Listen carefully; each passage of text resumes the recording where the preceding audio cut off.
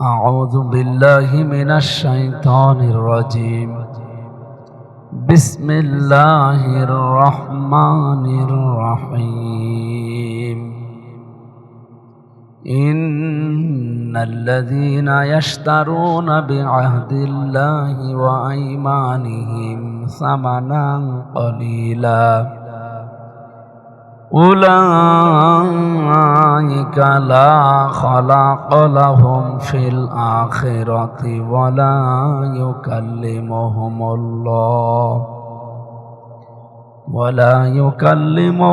الله يوم القيامة ولا ينظر إليهم يوم القيامة ولا يزكيهم ولهم عذاب أليم. صدق الله العظيم. اللهم صل على محمد وآله وصحبه وبارك وسلم. بلغ العلا بكماله كشف الدجى بجماله حسنت جميع خصاله صلوا عليه وآله. আলহামদুলিল্লাহ। এই জমিনের মালিক যেহেতু আমরা কেউ না, কোরআনের মালিকও আমরা না, আমরা কোরআনের খাদেম। খাদেম বোঝে, খেদমত করি বেড়াই।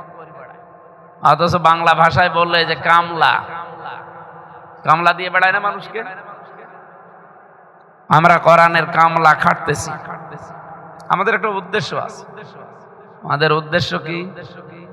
জমিন যার, তার এই জমিনে যদি কোরআনের জন্য আমরা কামলা দেই, শ্রম দেই, তাহলে আমাদের একটা শ্রমের মূল্য উনি দেবে। এই রেজাউল ইসলাম ভাই যদি বলে আমাদের 10 জনকে আমি এই জমিনটায় ধান লাগাতে দিলাম, বিকাল 5টা পর্যন্ত লাগাবেন, 5টার সময় এসে আপনাদের বেতন দিয়ে দেবেন। বিকাল 5টার 10 মিনিট আগে 8-9 জন মস্তান এসে বলছে এই সব আমরা তুলে ফেলবো, ধান যা লাগিয়েছেন এ ধান আর লাগানো যাবে না, সব এখন তুলে ফেলবো। বলেন তো, আমরা যারা 10 জন কামলা আছি, শ্রমিক আছি, এই মস্তানরা যাই নিয়ে আসো, ওদের ধান অন্তত তুলতে দেব, আর তুলতেও দেব, দরকার হয় তাদের সাথে সাহায্যও করব। বলবো যে আর 10 মিনিট পর আগে আমার বেতনটা নিয়ে নেই, এরপরে আপনি যা ভালো লাগে করেন, কারণ এই জমিও আমার না, এই ধানও আমার না। এটা ঠিক আছে না? কারণ এই জমির ধান হইলো না হইলো আমার দেখার দরকার আছে। জমিও আমার না, ধানও আমার। কি বেতন আমার? কি আমার বেতন লাগবে। আপনি বিকাল 5টার সময় মালিক এসে আমাদের বেতন দিয়ে দেবে 10 দিনের, যেটা দিয়ে আমার পরিবার সংসার আমার জীবন চলবে। এখন সেইটা যদি আমি না পাই, তা আমার এই যে সেই সকাল 10টা থেকে এই 5টা পর্যন্ত শ্রম দিলাম, এটা তাহলে টাকা আপনি দেন? আপনি টাকাও দেবেন না, আবার আমার লাগানো ধান তুলবেন না। জীবন থাকতে আপনাকে আমি তুলতে দেব। যদি তুলতে চান, আপনার সাথে দরকার হয় হাতাহাতি হবে, মারামারি হবে, দরকার হয় দাঁত মুখ খুলে ফেলবো, অথবা যদি মেরে ফেলা লাগবে মেরে ফেলবো। তারপরও বিকাল 5টার আগে ধান আমি তুলতে, আরো জোরে তুলতে। কোরআন শরীফ এই 54 বছর আমরা স্বাধীন হওয়ার পরে অনেকেই চেষ্টা চালাচ্ছি এই দেশে যেন কায়েম হয়, কিন্তু আমরা পারছি না। যারা বিকাল 5টা মানে জীবনের শেষ দিন, জীবনের শেষ দিন পর্যন্ত আমরা চেষ্টা চালাবো, ইনশাআল্লাহ কায়েম হলে ভালো, না হলেও আমার অসুবিধা নেই। কারণ এর মালিকও আমি না, এ কোরআনের মালিকও আমি না, জমিনের মালিকও আমি না। আমি হচ্ছি শ্রমিক, কামলা। আমি শ্রম দিচ্ছি। জীবনের শেষ দিন আমার একটা বেতন আছে, তার নাম জান্নাত। তার নাম কি? বলেন বলেন। সেইটা পাওয়ার আগ পর্যন্ত যদি এই জমিনে কোরআনের গায়ে কেউ হাত দেয়, একেবারে সোজা করে ফেলবো। তাহলে আমি উদাহরণ দিয়ে কি বোঝালাম বলে? বিকাল 5টা মানে জীবনের শেষ দিন। জীবনের শেষ দিন পর্যন্ত আমরা যারা কোরআনের খাদেম, কামলা, যারা এই জমিনে আল্লাহর, আমরা যারা শ্রমিক, আমাদের একটা উদ্দেশ্য আছে, আমরা কাজ করে যাব। যদি এ বিধান প্রতিষ্ঠিত হয় ভালো, না হলেও আমাদের কোনো লস নেই, আমার বেতন আছে। তো বেতন পাওয়ার আগে অন্তত আমরা এই জমিনে কাউকে আল্লাহর বিধানে হাত দিতে দেব না। আর রাজশাহীবাসী, আমি আবেগ নিয়ে বলছি না, আমি বিবেক দিয়ে বলছি, যত বাধা দেন না কেন, সত্যি বিকাল 5টার আগে জমিনে আমরা কাউকে আল্লাহর বিধানে হাত দিতে দেব না। এরপরেও যদি মস্তানরা ধান তুলে ফেলে, আর যিনি জমিনের মালিক ছিলেন, এই যে উজ্জ্বলের নাম বললাম, উনি যদি দেখে যে জমিনের ধান সব তুলে ফেলছে, উনি কিছুই বলছে না, উনি কিছু বলে না, তার মানে ওনার শক্তি নেই। না না, শুধু এতটুকুই আপনি দেখলেন চর্ম চোখে যে ওনার শক্তি নেই, জন্য কিছু বলে না, তা না। আপনি যদি মনে করেন যে উনি এখন সামনাসামনি কিছু বলে না, গোপনে হয়তো ওনার কোনো দুর্বিসন্ধি আছে, এখন হয়তো কিছু বলছে না, গোপনে যখন ধরবে বাপ বলার সময় দেবে না। এটা উজ্জ্বলের ক্ষেত্রে যদি আপনি এমন বিশ্বাস করতে পারেন, এ জমিনের মালিক যিনি, ওয়ামা কাদারুল্লাহ হাক্কা কদরিহি ইন্নাল্লাহা লাকাবিয়্যুন আযীজ। আল্লাহ পাক বলেন, আমি আল্লাহর যে ক্ষমতা, সে ক্ষমতা অনুযায়ী তোমরা আমাকে বিশ্বাস করো না, আমাকে ভয়ও করো না। আমার যে পাওয়ার তোমরা চর্মচোখে মনে করো, এইরকমই মনে হয় না। আমি আল্লাহর যে শক্তি তোমরা ধারণাও করতে পারোনি। এই কিয়ামতের দিন এই যে 7টা জমিন আসমান আমি পুরাতন কাপড়ের মতো হাতের ভেতরে গুটিয়ে নেব। হযরতে সুলাইমান, এটা সূরা সুয়াদের ভেতরে পাবেন, 23 নম্বর পারার 35 নম্বর আয়াতে আছে। তিনি আল্লাহর কাছে দোয়া করেছিলেন।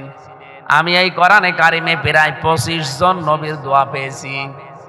25 জন নবীর ভেতরে শুধু হযরতে আদম আলাইহিস সালাম দোয়া করেছিলেন, রব্বানা যালামনা আনফুসানা ওয়া ইল্লাম তাগফির লানা ওয়া তারহামনা লানাকুনান্না মিনাল খাসিরিন। তিনি নিজের মাপ চেয়েছিলেন, নিজে ক্ষমা চেয়েছিলেন, এইটা আদম নবীর দোয়া ছিল। বাকি যে 24 জন নবীর নাম কোরআনে আছে, আপনি কোন নবীর দোয়া নিজের ব্যক্তিগত শুধু না, সব দ্বারা রাষ্ট্রীয় ক্ষমতার ব্যাপারে দোয়া করেছিলেন। ও রাজশাহীবাসী, সুলাইমান নবীর দোয়াটা একটু বলছি, এরপরে আমাদের নবীর দোয়াটাও বলবো, এরপরে হযরত ইউসুফ নবীর দোয়াটা বলবো, হযরতে দাউদ নবীর দোয়া। সবগুলো তো বলছি না, আমি শিক্ষার জন্য এই 2-1টা বলবো। সূরা সুয়াদের 35 নম্বর আয়াতটা আপনারা মিলাবেন। আবুল কালাম আজাদ ভাই একটু ট্রান্স দিল, যে মানুষ কথা শুনলেই মনে করে রাজনীতি, আপনি একটু মিলাবেন। ওলা রব্বিগফিরলি ওয়া হাবলি মুলকাল লা ইয়ানবাগি লি আহাদিম মিন বা'দি ইন্নাকা আনতাল ওয়াহ্হাব। ভালো করে শুনবেন ভাই, বাইরে যে ফতোয়াবাজি করেন না, চার দোকানে বসে গিবত করবেন, আপনারই গুনাহ হবে। এখান থেকে ভালো করে শুনে যান, তাহলে আর গিবত করবেন। হযরতে সুলাইমান বললেন, রব্বুল আলামিন আমাকে মাফ করে দেন, আর এমন একটা রাজ ক্ষমতা আমাকে দান করেন যার ভেতরে আমার পরে কাউকে আপনি এরকম ক্ষমতা আর দেবেন না। ইন্নাকা আনতাল ওয়াহ্হাব, নিশ্চয় আপনি মহাদাতা। এটা বাংলা অর্থ ছিল। মুহাম্মদুর রাসূলুল্লাহ দোয়া করেছিলেন, এটা সূরা বানী ইসরাইলের 80 নম্বর আয়াতের শেষের দিকে পাবেন। আকুর রব্বি আদখিলনি মুদখালা সিদকিও ওয়া আখরিজনি মুখরাজা সিদকিও ওয়াজআল লি মিন লাদুনকা সুলতানান নাসীরা। সূরা বানী ইসরাইল 80 নম্বর আয়াতে আল্লাহ বলেন, আমার নবী এমন একটা অবস্থায় এই দোয়াগুলো আমার কাছে করছিল। দোয়া শিখিয়েছে কে? বলেন বলেন, করছে কার কাছে? আমি যদি এই ভাইকে বলি যে এইভাবে এইভাবে আমার কাছে দরখাস্ত লিখবেন, আমি ওটা গ্রহণ করব। আমি বলে দিলাম, উনি ঠিক আমার দেখানো পথে উনি দরখাস্ত লিখে সই করে দিয়েছে আমার কাছে। ওটা মেনে নিতে আমার কোনো অসুবিধা আছে? বলে দিয়েছি আমি এইভাবে লিখবেন, ঠিক ওইভাবেই লিখেছে। আল্লাহ পাক বলেন আমার নবীকে আমি যেভাবে শিখিয়েছি উনি ওইভাবেই দোয়া করছে।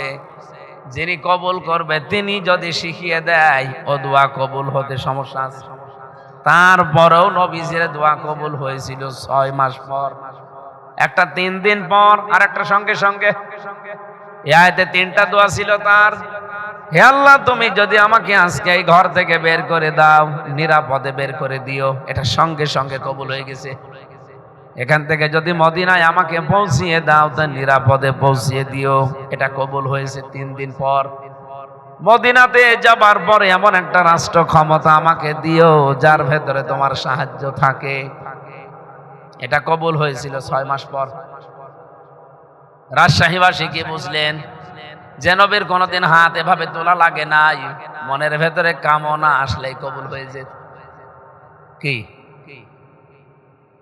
এই যে আসরের নামাজ পড়ার সময় মনের ভেতরে শুধু একবার কামনা এসেছিল, আল্লাহ আমি যদি কাবার দিকে মুখ করে নামাজ পড়তে পারতাম তাহলে মনে আরো শান্তি পেতাম।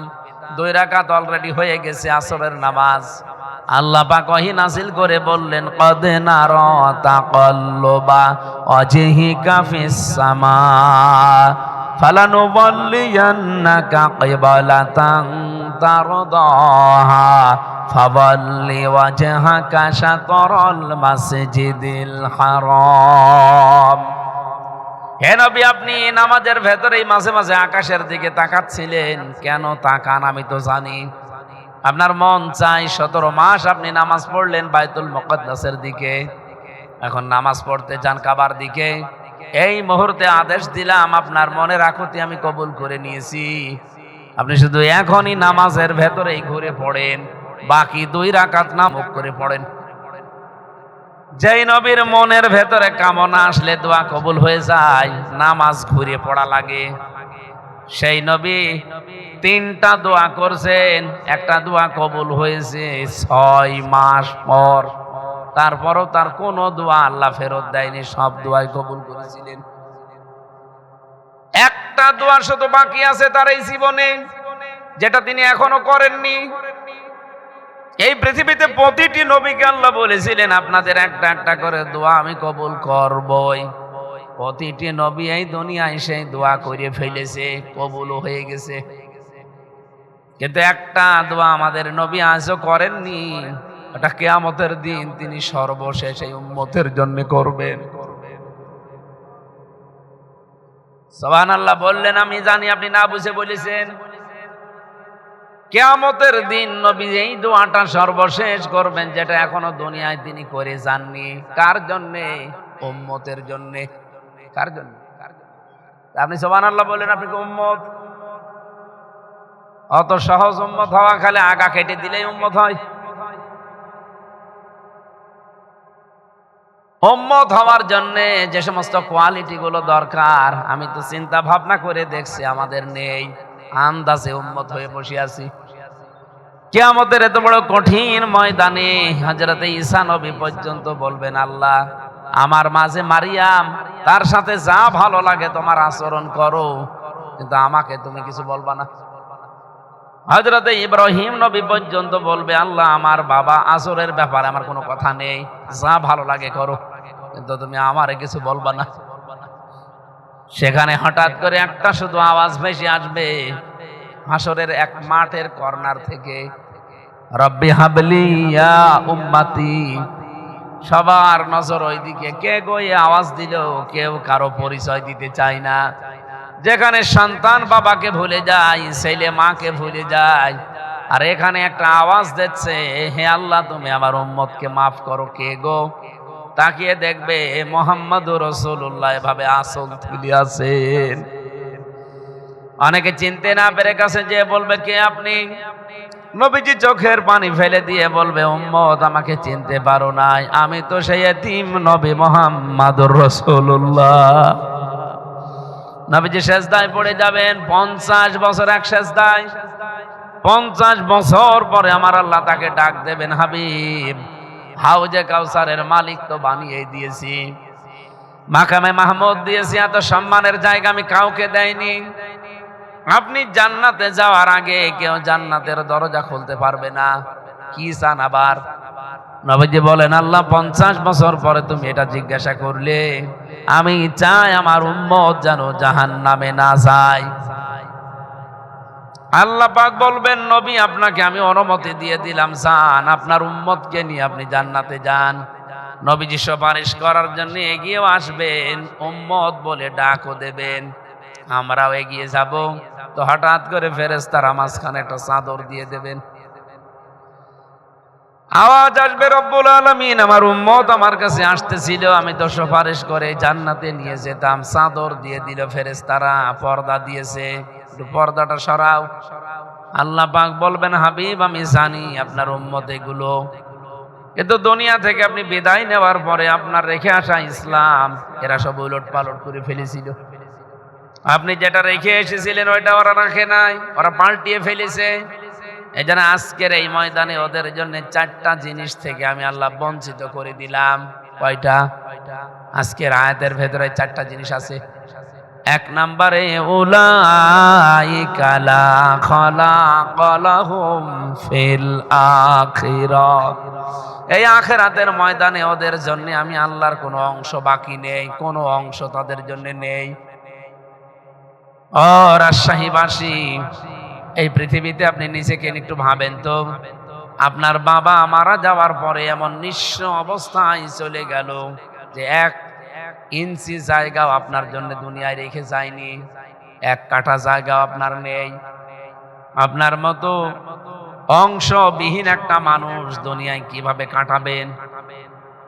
এমনকি আপনার পরনের যে পোশাক এগুলো মানুষের দেওয়া, মনে করেন সেগুলো মানুষ নিয়ে যেতে চায়। আপনার বাবা 1 কাঠা জমি রেখে যায়নি, আপনার মায়ের কাছ থেকেও পাননি, দুনিয়ায় কেউ কিছু আপনাকে দিচ্ছে না। এই নশ্বর পৃথিবীতে বিশাল এলাকায় আপনি কিভাবে বাস করবেন একটু নিজের দিকে তাকিয়ে বলেন। আল্লাহ বলেন, কিয়ামতের ময়দান তো আরো কঠিন, ওই জায়গার তার কোনো অংশ আমি আল্লাহর কাছে আর নেই, অনিশ্চ। এতটুকু বলেই যদি আল্লাহ শেষ করে দিতে আয়াতই পড়তাম না। আল্লাহ পাক বলেন, ওয়ালা ইউকাল্লিমুহুমুল্লাহ, আমি আল্লাহ কিয়ামতের দিন ওই লোকটার সাথে কথা বলবো না। ইউকাল্লিমু এটা মুজারে, বর্তমান ভবিষ্যৎ, প্রেজেন্ট ফিউচার। আমি আল্লাহ ওর সাথে কথা বলছি না, বলবো না। ওয়ালা ইউযাক্কিহিম, ওকে আমি পবিত্রও করব না। ওয়ালা ইয়ানজুরু ইলাইহিম ইয়াউমাল কিয়ামাহ, এমনকি আমি রহমতের নজর দিকে ওর দিকে কোনোদিন আর তাকাবো না। ঘোষণা দিয়ে দেব যে তুই যে আমার বান্দা ছিলি, তুই যে আমার বান্দি ছিলি, কোনো দিন আমার এই কুদরতের জবানে তোর নাম আর উচ্চারণ করব না। আপনার নাম কি? কিয়ামতের দিন যদি আল্লাহ পাক বলেন, আজাদ নামে আমার একটা বান্দা দুনিয়ায় ছিল, এই নামটা আমি আর কোনো দিন উচ্চারণ করব না, বলবো না যে আজাদ নামে আমার কোনো বান্দা ছিল। আজাদের মতো অসহায় আর কেউ থাকবে? আল্লাহ এই কথাগুলো দিয়েছেন আয়াতে, সূরা আলে ইমরান ৭৭ নম্বর আয়াত। আয়াতটা পড়লে আমি যেন কেমন হয়ে যায়। আল্লাহ রাব্বুল আলামিন আয়াতের ভেতরে 12 প্রকার মানুষের নাম দিয়েছেন। এই দুনিয়াতে এই 12 প্রকার মানুষকে আল্লাহ কিয়ামতের দিন 4টা জিনিস থেকে চিরবঞ্চিত করে দেবে। 1 নম্বরে আখিরাতে তাদের কোনো অংশ নেই, 2 নম্বরে আল্লাহ কথা বলবেন না, 3 নম্বরে আল্লাহ তাকাবেন না, 4 নম্বরে আল্লাহ পাক তার পবিত্র করবেন না। এতটুকু না, পরের শব্দটা আরো মারাত্মক, ওয়ালাহুম আযাবুন আলীম, তার জন্য যন্ত্রণাদায়ক একটা আযাবের ব্যবস্থা করে রাখলাম। এই আযাবের বর্ণনা আমি তাফসিরে দেখছিলাম 2টা। প্রথম আযাবই শুরু হবে চামড়ার উপর দিয়ে, কুল্লামা নাযিজাত জুলুদুহুম বাদদালনাহুম জুলুদান গায়রাহা লিয়াযুকুল আযাব। আল্লাহ পাক বলেন তার চামড়া আমি প্রতিনিয়ত পাল্টাতেই থাকবো, খালি বদল করব। চামড়া পুড়ে শেষ হয়ে যাবে, আবার নতুন চামড়া লাগিয়ে দেব, আবার পুড়ে আবার লাগাবো। সাহাবীরা বলেন, হুজুরের চামড়া এত বড় বারবার পাল্টানোর দরকার কি? বিশ্বনবী বলেন, সাহাবীরা এর চামড়াগুলো পাল্টানোর কারণে শাস্তির তীব্রতা টের পাবে। চামড়া একবার পুড়ে যাক কোনো জায়গায়, ওটা ভালো হতে কতদিন লাগে দেখেন। আবার পুড়ে যাবে যদি ওই জায়গায়, ওটা ভালো হতে আবার ডবল দিন লাগবে। এটা যদি 3 মাস লাগে, ওইটা লাগবে 6 মাস। আবার যদি ওই জায়গায় পুড়ে যায়, ওটা ভালো হতে লাগবে প্রায় 1 বছর। কারণ এই তো চামড়ার একটা পল্ল আছে, ওই জায়গায় যদি বারবার পুড়ে যায়। জাহান্নামের প্রথম শাস্তির ধরন আল্লাহ এটা দিলেন যে চামড়া তোলা হবে শুধু। আগে চামড়া খসে যাবে, আবার লাগাবো, আবার খসবে, আবার লাগাবো। দ্বিতীয় নম্বর কি? দ্বিতীয় শাস্তি হচ্ছে এই বুকের ভেতরে আল্লাহ ছিদ্র করবে, বাম হাত বুকের ভেতর দিয়ে দেবে, পেছন দিকে বুকের ভেতর দিয়ে হাত বের করে ওর ওপরে একটা কিতাব দেবে, যেটা আপনার আমল নামা। এটা দিয়ে ডান হাত ফেরেশতাদেরকে বলবে যে এই হাত ধরে এবার টান দে। বুকের ভেতরে যে হাড় গোড়গুলো আছে সব ছিঁড়তে চলে আসবে, ভাঙতে।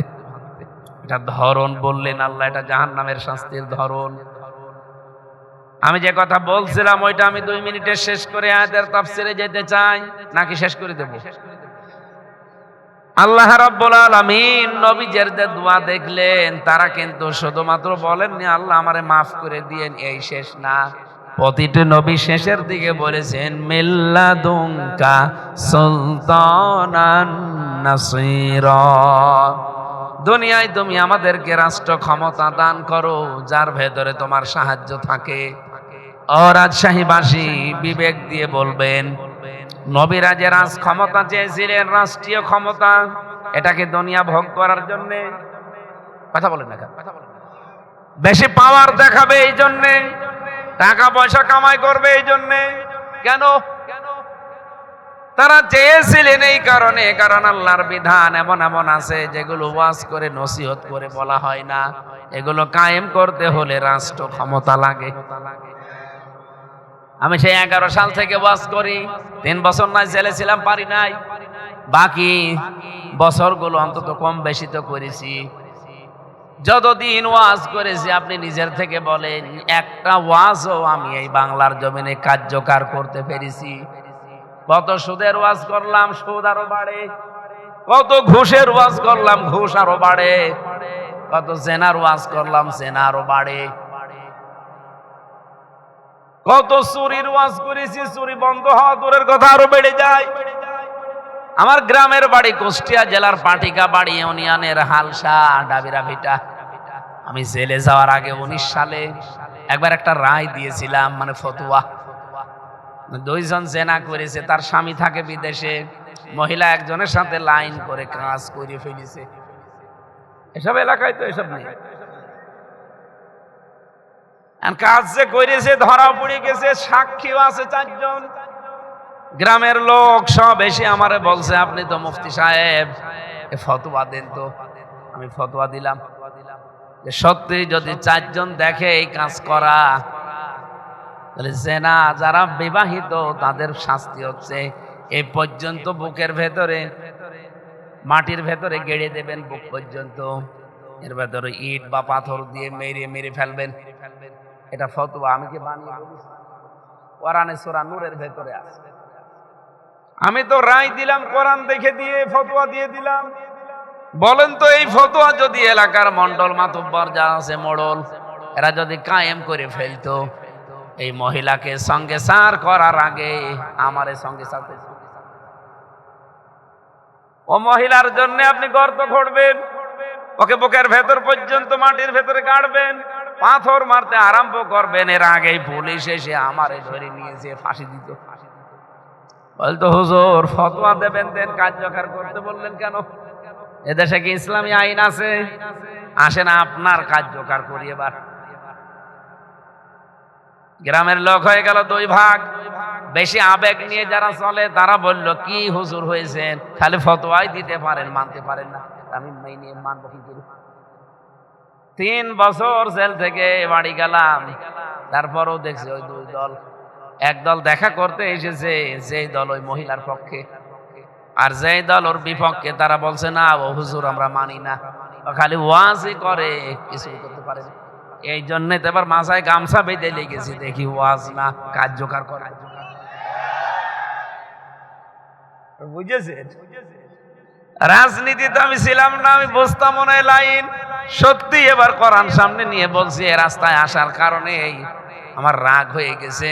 যে বলল কি, সারা যেমন খালি ওয়াজই করলাম, ফতোয়াই দিলাম, কার্যকর করতে পারি না, এবার দেখাবো। তাহলে নবীরা দোয়া করেছিলেন যে রাষ্ট্র ক্ষমতার জন্য শুধু টাকা পয়সা উপায় করবেন, ক্ষমতা দেখাবেন, দুনিয়া ভোগ করবেন, এই জন্য না। তারা চেয়েছিলেন আল্লাহর বিধান শুধু মানুষকে দাওয়াত দিয়েই না, এগুলো আমরা কার্যকর করতে চাই। আল্লাহর কসম, আমি যে জামাত ইসলাম করি, আমি ওপেন বলছি, আমি এইটা চাই। জামাত যদি বাংলাদেশে আজকে বলে যে আমরা আল্লাহর আইন চাই না, আমি আজকেই তওবা করে জামাত থেকে ইস্তফা দেব। বাংলাদেশে বিএনপি যদি আজকে ঘোষণা দেয় যে আমরা সংসদে গেলে কোরআনের আইন পাশ করব 500টা, আজকে বিএনপি করব। তারা তো বলে না, তারা বলে আমরা শরিয়া আইনি বিশ্বাস করি না, এই জন্যই তো ঝামেলা। আমি জামাতের পক্ষে না, চরমনার পক্ষে না, মামুনুল হকের পক্ষে না, আমি কোরআনের পক্ষে। সেই কোরআনের পক্ষে আসবে, আমি তার পক্ষে ওয়াজ করব। কারণ আমার তো টার্গেট শুধু দুনিয়া না। আমি যদি দুনিয়াতে ভোগ করতে চাইতাম, এই লাইনে আসতাম না। কারণ আল্লাহ আমার যে পরিস্থিতি দেশে বিদেশে দিয়েছে, আর যে সম্পদ আল্লাহ আমাকে এমনিতেই দিয়েছে, আমার বাবার যা আছে, এই যে কোরআন আমি মাথায় নিয়ে বলতে পারি, সারা জীবন আমি শুধু পায়ের ওপর পা তুলে দিয়ে খেয়ে যাব, কিচ্ছু হবে না জীবনে। কারণ আমার তো ছেলে নেই যে আমার সম্পদ জমা করা লাগবে, আমার খালি মেয়ে, যা করব কামাই, সব খাবে জামাই। তো ছাতা ওদের জন্য করি, আমার লাভ কি বলেন? আমার যদি ছেলে থাকতো তো ছেলের জন্য অন্তত কিছু করে যেতাম, যে বাবা খাবে তো লোকের ছেলে। কথা বলছেন এখানে?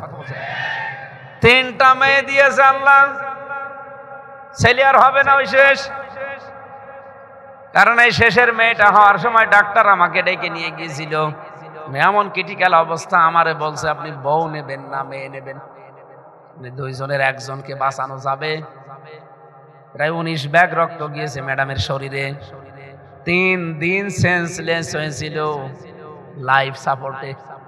ডাক্তাররা শেষে আমারে বলেছে যে এই জায়গা থেকে বেশি আসা রোগী আমরা পাইনি, এই প্রথম। শেষে আমারে বলছে আপনি যে কোনো তাড়াতাড়ি সিদ্ধান্ত নেন, সময় নেই, ভেতরে অপারেশন চলছে। বলেছিলাম ঠিক আছে, আপনারা 2টাকেই বাঁচান। বলছে না, 1টা। আর যদি 2টা বাঁচাতে হয়, তা জীবনে আর আপনার স্ত্রী কোনোদিন সন্তানের মা হতে পারবে না, এই শেষ। কি সিদ্ধান্ত দেওয়া যায় তড়িঘড়ি করে বলেন? তখন বলেছিলাম যে না, এই 3টা মেয়েই যথেষ্ট, আল্লাহ। এই জন্য ম্যাডামে যেহেতু আর বাচ্চা কাচ্চা হবে না, তাই আমি ছাতা জোগাড় করে করব। এই জন্য বুঝে ফেলেছি যে যা করব কামাই, ও সব খাবে জামাই, ও লোকের ছেলের জন্য আমার মাথা ঘামানোর দরকার।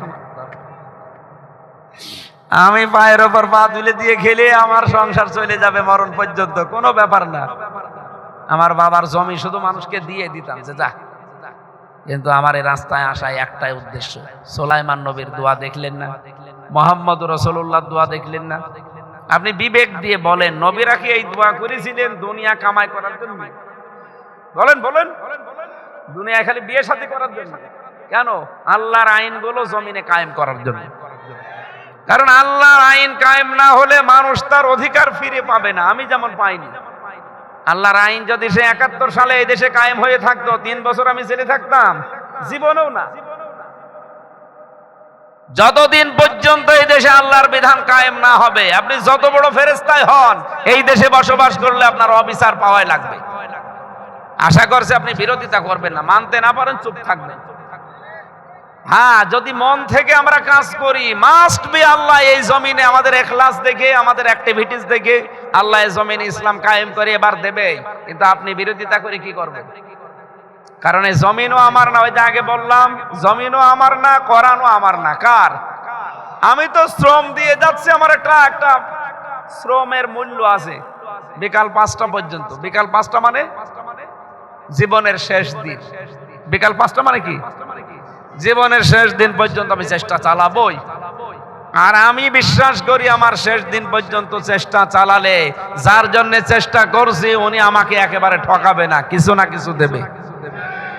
আমাকে যদি আল্লাহ একটা জান্নাতও দেয় তাও এই দুনিয়ার সমান 10 দুনিয়া। সুবহানাল্লাহ বলতে পারেন নাই? এরকম জান্নাত আমরা চাই না।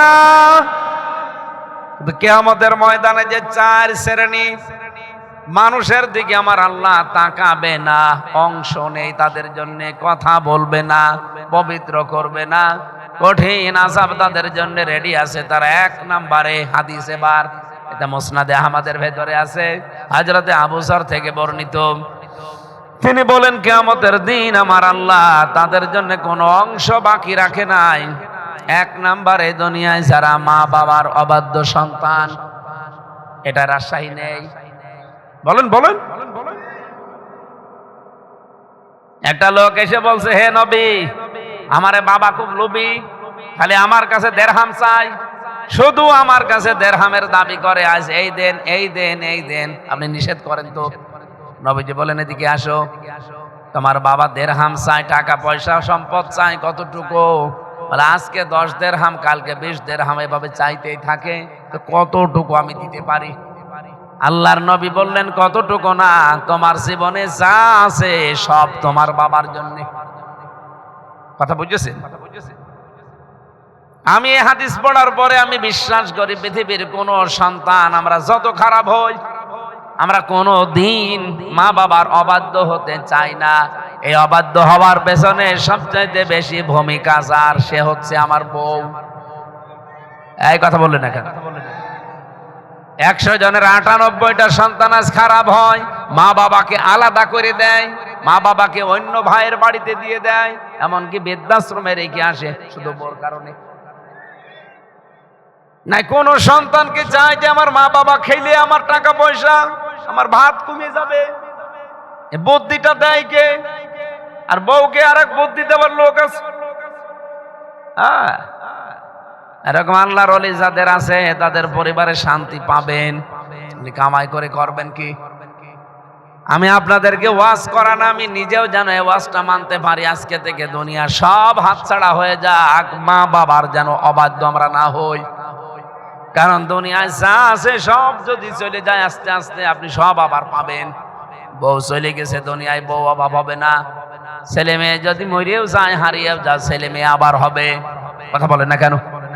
কিন্তু মা বাপ যদি একবার আপন যেটা এটা চলে যায়, যতই পাতানো মা বাপ হোক, ওটা আপনার জীবনে ওই রকম মায়া মমতা দেখাবে না।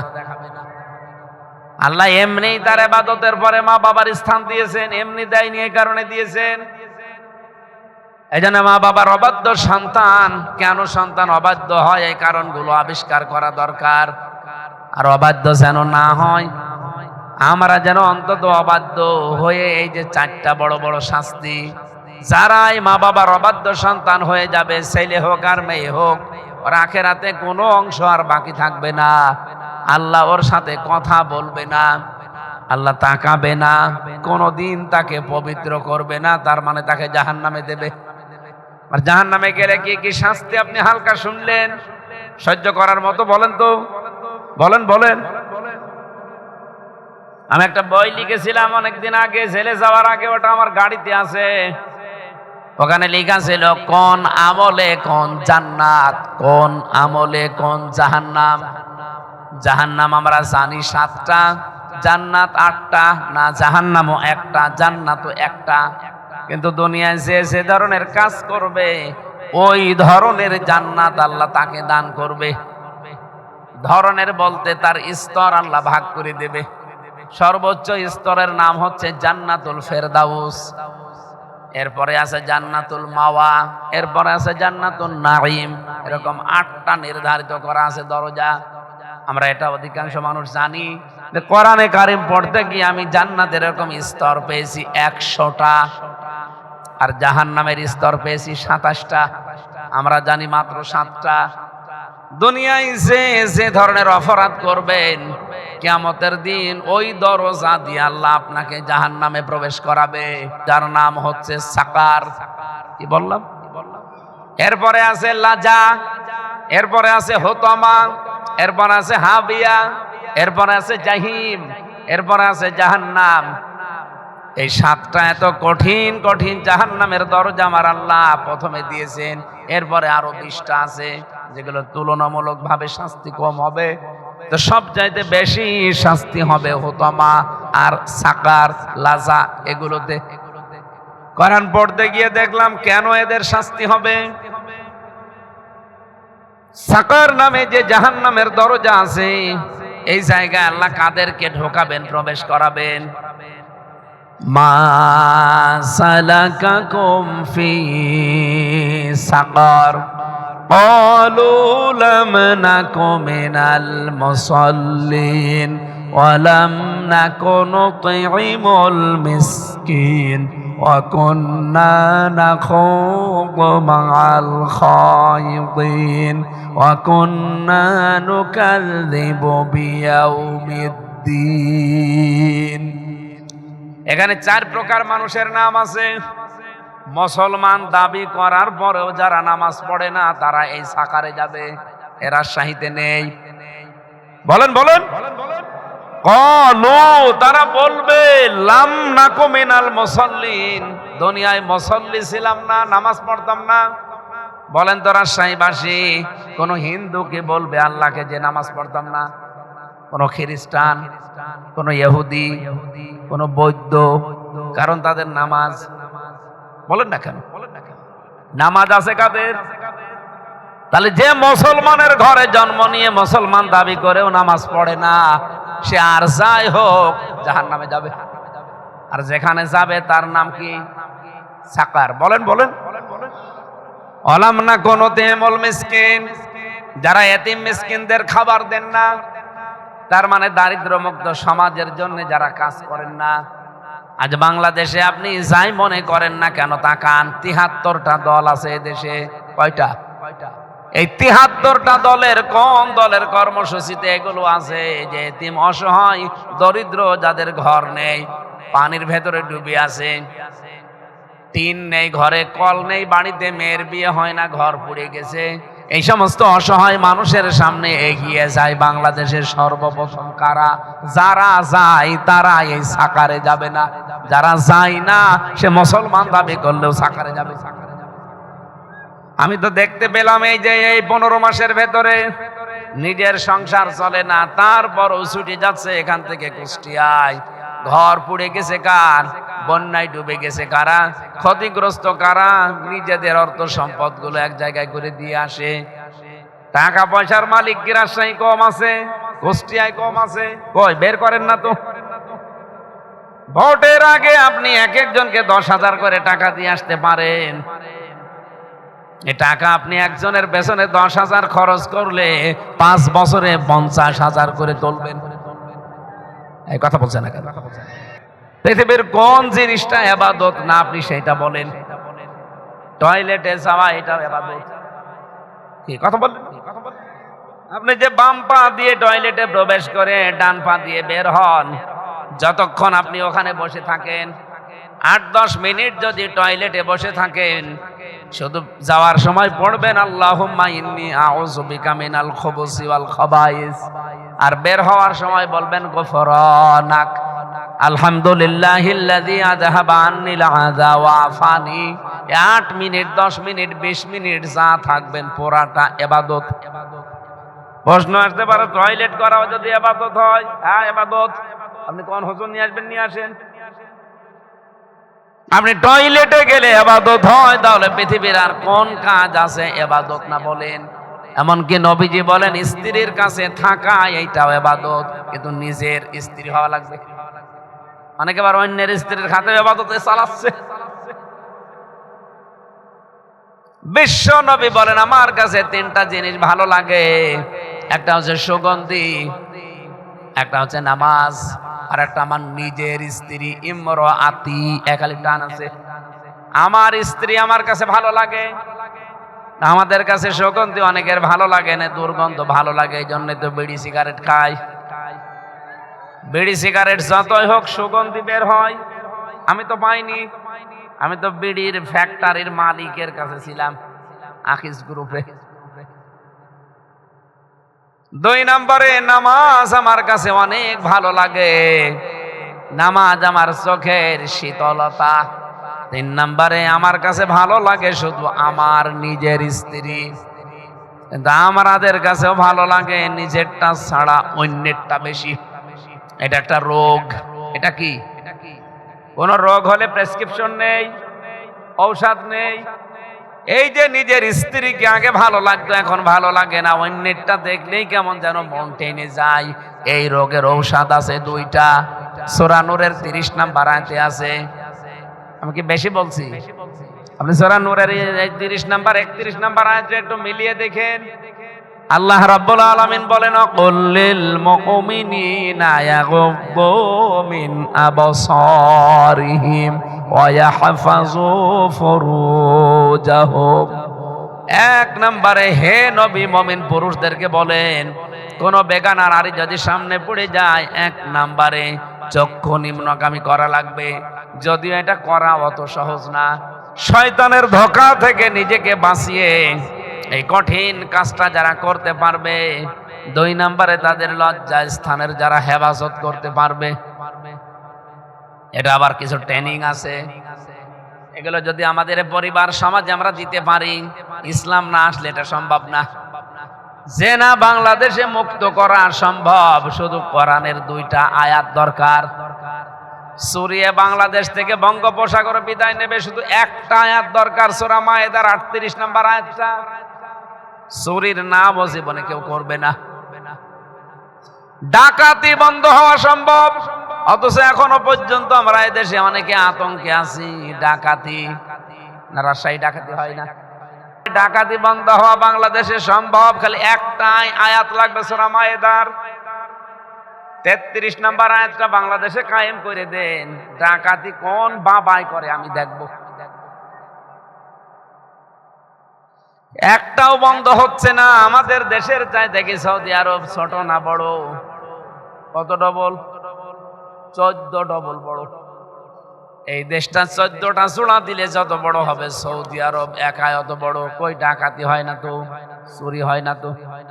কতগুলো প্রদেশ ঘুরে আসলাম, রাত নেই দিন নেই, 24 ঘন্টা মানুষের কাছে একরকম। তায়েফে যখন উঠছিলাম 100 কিলোমিটার মক্কা থেকে, পাহাড়ের উপরে শহরটা এভাবে রিং রোড দিয়ে ঘুরতে ঘুরতে ওঠা লাগে। রাত নেই দিন নেই, 24 ঘন্টা কোনো পাহারাদার নেই, চলছে। আল্লাহ বাদে কারো ভয় কোনো মানুষের অন্তরে নেই যে আমার সামনে এসে বলবে দে না। আমরা এরকম একটা দেশ বানাতে চাই, আর এটা বানাতে গেলে যারা চোর, যারা ডাকাত, যারা চাঁদাবাজ জীবনেও তারা চাইবে না। তখন তাদের কাছে রাজনীতি মনে হয়, হুজুর তো ভালোই ছিল, এখন দেখছি হুজুর আমাদের মতো ধান্দাবাজ। তোমার মতো আমি ধান্দাবাজ না, দুনিয়া আমার কোনো দরকার নেই। দুনিয়া যে নসর, এটা আমি জেলখানায় যে পুরাটা বুঝে ফেলেছি, এর পুরাটা ধোঁকা। আমি চাচ্ছি যতদিন আছি, চলে তো যাওয়াই লাগবে, অন্তত চর্ম চোখে যেন দেখে যেতে পারি যে আল্লাহ তোমার বিধান এদেশে চলছে। আপনারাও চান না? হ্যাঁ চান না?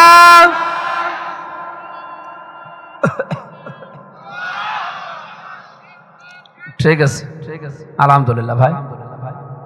তাহলে দারিদ্র মুক্ত সমাজের জন্য আমাদের ভূমিকা রাখা লাগবে, কাজ করা লাগবে। যে যেখান থেকে আসেন ওখান থেকে কাজ করেন।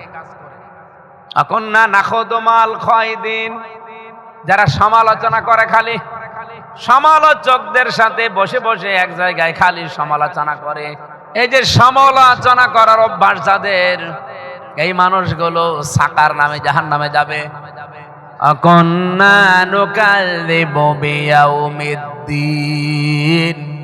কিয়ামত হবে, এটা যারা মিথ্যা মনে করে জবাব দিতে হবে যারা বিশ্বাস করে না। এই 4 প্রকার মানুষের নাম পেয়েছে তাফসিরে, যারা সাকার নামে জাহান্নামে যাবে। বলেন নাউজুবিল্লাহ। ওই যে বড় বড় আযাবের কথা বললাম, অংশ পাবেন না কিয়ামতে। আল্লাহ কথা বলবে না, তাকাবে না, পবিত্র করবে না। 1 নম্বরে যারা মা বাবার অবাধ্য সন্তান, 2 নম্বরে যারা নামাজে খুশু নিয়ে আসতে পারেন না, নামাজ পড়ে ঠিক, কিন্তু নামাজে খুশু নেই, তাড়াহুড়া করে পড়ে। 3 নম্বরে পেয়েছি, আমি তো বানিয়ে বলতে পারছি না, তাফসিরের ভেতর থেকে যেগুলো পেয়েছি। 3 নম্বরে যেই নারী পুরুষের রূপ ধরে আর পুরুষ হয়ে নারীর মতো আচরণ করে, এটা বাংলাদেশে কিন্তু এখন বাড়তেছে। আমি বেশি বললাম, বিশ্বাস না করলে আপনি আমার সাথে এখন রাজশাহী শহরে চলেন, যে দেখেন পুরুষ হয়ে মহিলার বেশ ধরেছে, ধরে ডাকতেছে, হামজা আসেন। আসলের কাছে যে দেখবেন ও মহিলা না পুরুষ মানুষ, সাজগোজ ধরে হিজলার মতো থাকে। আপনি রাত 1:30টার দিকে 2টার দিকে যেহেতু চাপায় নবাবগঞ্জ শেষ করে গেলে আল্লাহর ওলিরা ডাকে। এখন যদি বলেন হুজুর গেছেন, আমি যাইনি, যারা গেছে তারা ধরা খেয়েছে। তারা আমারে বলেছে হুজুর যায় গেলাম ভালো মনে করে, যে দেখি না মহিলা না পুরুষ মানুষ, জিনিসপত্র লাগিয়েছে। এই যে মহিলা হয়ে পুরুষের, পুরুষ হয়ে মহিলার বেশ ধারণ করেন, তার মতো আচরণ করেন, আল্লাহ কিয়ামতের দিন আপনার জন্য কোনো অংশ বাকি রাখবে না। আর একটা বিষয় পেয়েছি 3 নম্বরে, আল্লাহর নবী বলেন যারা মানুষের উপকার করে খোটা দেয়, এটা নেই দেশে, উপকার করে দান করে একজনের সামনে লজ্জায় ফেলে দেয়। 4 নম্বরে যারা জালিম শাসক বা মিথ্যাবাদী যারা শাসক, এদের জন্য আখেরাতে অংশ নেই। আমার মনে হয় এইটাও পৃথিবীতে এখন বেশি। মিথ্যাবাদী শাসক বলতে শুধুমাত্র যারা প্রধানমন্ত্রী তারা না, পরিবারের যে শাসক সেও হতে পারে। কোন জায়গায় যারা দায়িত্বে আছেন তারা যেন মিথ্যাবাদী হবেন না, তাহলে আপনার কোনো অংশ কিয়ামতে বাকি থাকবে না। পরিবারের আপনি কর্তা, আপনি সবার সাথে আচরণ ঠিক করছেন না, মিথ্যার আশ্রয় নিয়ে আপনি আচরণ চালাচ্ছেন, আপনার জন্য কিয়ামতে কোনো অংশ নেই। পরিবারে আমরা দেখি বাবাও অভিভাবক হতে পারে, মাও অভিভাবক হতে পারে। যে অভিভাবক হবেন না কেন, মিথ্যার আশ্রয় নেওয়া যাবে না।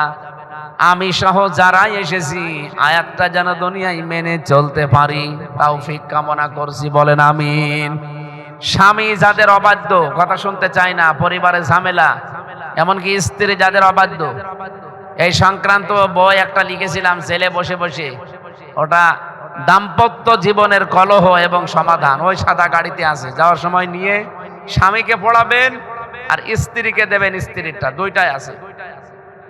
আমার মনে হয় এটা প্রত্যেকের মেয়েকে পড়ানো দরকার, আগে মেয়ে বিয়ে দেওয়ার আগে ওটা পুরাটা পড়াবে, যে এইভাবে চলবা, নয়তো সংসার টিকবে না।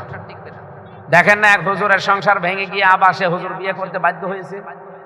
কোন হুজুর যেন বাধ্য হয়েছে 1-1.5 মাস পরে ওই বউ আবার নিতে, তালাক দিয়ে দিয়েছিল আবার নিয়েছে, কারণ উপায় নেই। হ্যাঁ, 1 তালাক দিয়ে যদি ফিরিয়ে নেওয়ার সিস্টেম থাকে, 2 তালাক দিয়ে যদি ফিরিয়ে নেওয়ার সিস্টেম থাকে ঠিক আছে, 3 তালাক হয়ে গেলে ও বউ আর জীবনও ফেরত নিতে পারবেন না, যতক্ষণ অন্য জায়গায় বিয়ে দিয়ে সে সংসার করে তালাক দেবে তারপরে। এই লোকটার কি হয়েছে ওনার কাছে শুনলেই ভালো পাবেন। দেখেন তার সন্তানের জন্য, ছেলে মেয়ের জন্য আর টিকতে পারলো না, এখন এই 1-1.5 মাস পরে আবার বিয়ে করা লাগছে। তো এগুলো আপনার মেয়ের, আপনার বোন, আপনার ফুফুরও হবে, এটা পুরাটা পড়াবেন। আমি তো জেলে বসে বসে দেখেছিলাম যে সংসার টেকে না কেন, ওখানে 100 জনের 60 জন মানুষ জেল খাটতেছে শুধু বোর কারণ। ওইগুলো দেখে দেখে লিখেছি, ওটা যাওয়ার সময় নিয়ে যেন কাজে লাগবে।